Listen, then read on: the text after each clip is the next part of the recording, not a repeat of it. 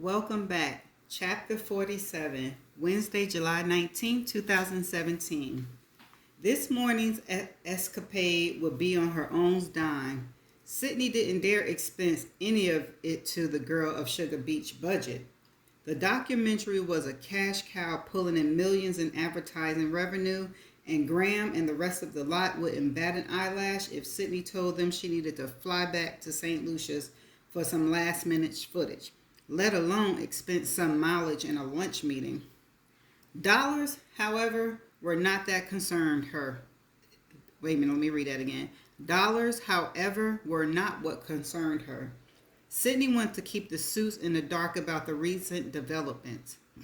The less they knew about Henry Anderson, the better, at least until she understood what exactly it all meant. She stood in the lobby of Alcove Manor Rehabilitation Center, having just finished hearing Gus Morales' story and his startling theory of how Julian Chris and Henry Anderson might be connected. She held the phone in her ear and listened to the voicemail.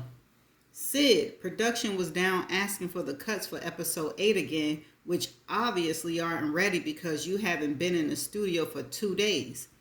The shit is hitting the fan. Graham having a heart attack and our entire staff is hiding in their offices to avoid him. Where the hell are you? Call me back. Or better yet, get in here. Sydney tapped her phone and ended the voicemail.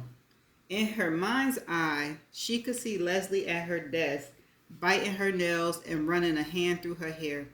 Sydney knew she should call, but lying had never been her strong suit, and she was particularly bad at fabricating stories to her friends.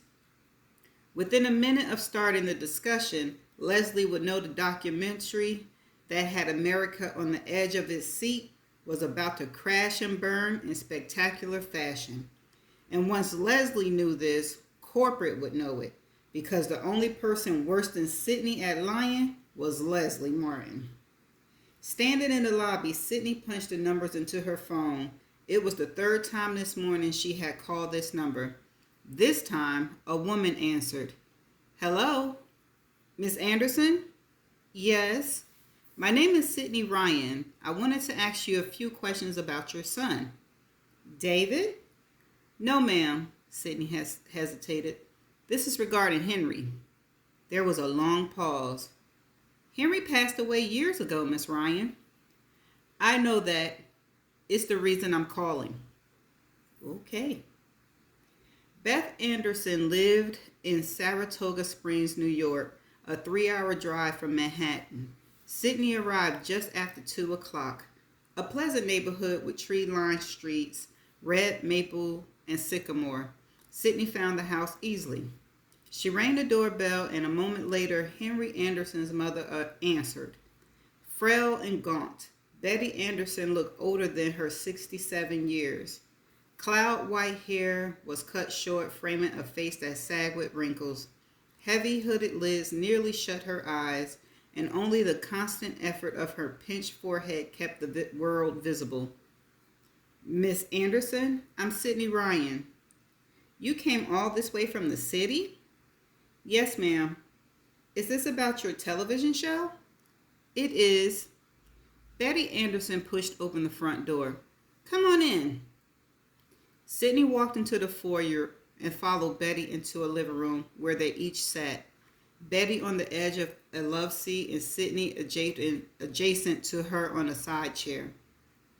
David, my other boy, told me about the documentary. Sydney nodded.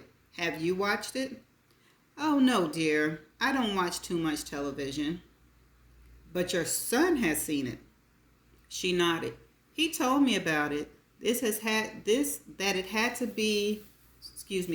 to do with Grace and what happened to her. How about Mr. Anderson? Has he seen it?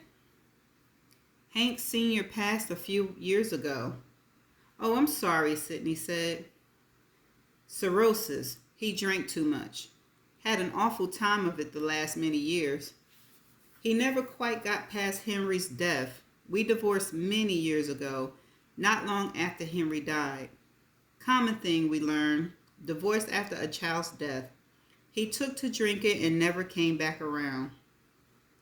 I know Henry's death was many years ago, but I was hoping to ask some questions about it. Betty nodded. Henry died during a vacation, is that correct? Yes, we all went to the mountains for a long weekend. Who did that include? Several families. Our kids were all in high school together, and most of us had been friends for years. The Sabots? Yes, Gretchen and Glenn were there. Of course, Grace and Marshall as well. The Reiser family. Ellie Reiser? Yes, there was quite a crowd. Maybe 6 or 7 families from the neighborhood. I'm afraid I can't remember them all. Can you tell me about the day Henry died? Well, Betty started, the kids were out on a hike. The plan was for everyone to meet back at the resort in the evening, and we would all go to dinner. It was Sunday night with everyone planning to leave the following day. Henry never showed up that night. At first, Hank and I assumed he was simply running late, but as evening pushed on and we asked around and no one had seen him since the hike that afternoon, we started to search for him. His friends joined in. It wasn't until 8 o'clock that evening, as it was getting dark, that we finally phoned the police. About an hour later, we found Henry in a shallow ravine below the trail where he had been hiking. I'm very sorry. Betty nodded. Was Henry dating Grace Sabot around the time he died? Yes, they were quite serious. I mean, as serious as teenagers can be. Grace was Henry's first love. We really loved Grace, so Hank and I had hoped they might be the rare high school sweetheart story that made it last. Betty smiled as she reminisced. The upward push of her cheeks caused her sliver eyes to close. It was long ago, but I still remember being happy that my son had found someone who made him feel special. Grace and Harry had planned to attend Syracuse University together. Sydney Mine flashed back to the many photos of Julie and Chris she had seen during the creation of her documentary. A sick feeling sat in her gut when she considered what had happened to both of the young men who had loved Grace Sabot. Did you keep in touch with the Sabots after Henry's death? Beth Anderson shook her head. No, sadly we lost touch with many of our friends after Henry passed. Hank started drinking and we had marital problems, so it was easy to melt away. Are you familiar with what happened to Grace Sabot? Yes, I know she was convicted of murder. I always thought the circumstances didn't fit the girl I knew.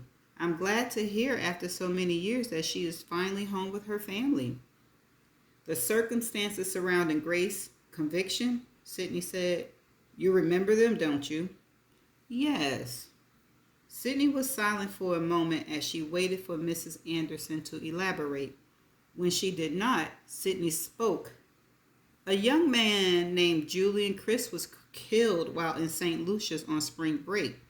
The circumstances of Julian's death are frankly startlingly similar to your son's. So I've been told. Sydney placed her elbows on her knees and leaned closer to Henry Anderson's mother. Grace and Julian were dating when he was killed. They were finishing medical school at the time and preparing to start a residential program together. Like your son, Julian Chris fell to his death from a mountain bluff. Betty was already shaking her head. Henry's death was an accident, a tragic accident that took my son at a horribly young age. Do you remember Gus Moriali?